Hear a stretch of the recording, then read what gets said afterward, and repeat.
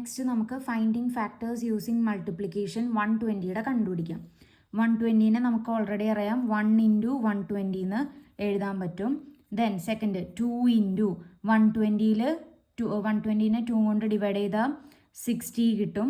Then next 3 into എന്തെഴുതാൻ പറ്റും? 120യിൽ 3 എന്ന് പറയുന്നത് 4 ടൈംസ്, 12ൽ 4 ടൈംസ് എന്നിട്ട് 0 ഇട്ട് കൊടുക്കുക. സോ 3 ഇൻറ്റു 14 എഴുതാൻ പറ്റും. നെക്സ്റ്റ് 4 ഇൻറ്റു 12നെ 4 കൊണ്ട് ഡിവൈഡ് ചെയ്താൽ 3 കിട്ടും. ദെൻ 0ക്ക് 0 ഇട്ട് കൊടുക്കുക. സോ 4 ഇൻറ്റു 13 കിട്ടും. എഗെയിൻ ലാസ്റ്റ് ഡിജിറ്റ് 0 ആയതുകൊണ്ട് 5 കൊണ്ട് ഡിവൈഡ് ചെയ്യാൻ പറ്റും. 120നെ 5 കൊണ്ട് ഡിവൈഡ് ചെയ്ത് നോക്കുമ്പോൾ 24 കിട്ടും. ദെൻ എഗെയിൻ 5 കഴിഞ്ഞ് 6 കൊണ്ട് ഡിവൈഡ് ചെയ്ത് നോക്കുക.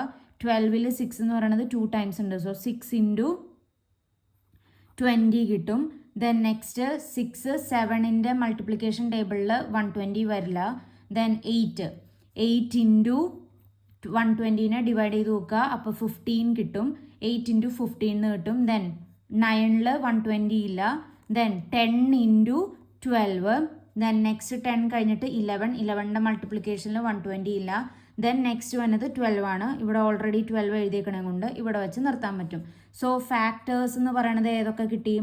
Factors R 1, 2, 3, 4, 5, 6, 8, 10, 12, 15, 20, 24, 30, 40, 60 and 120.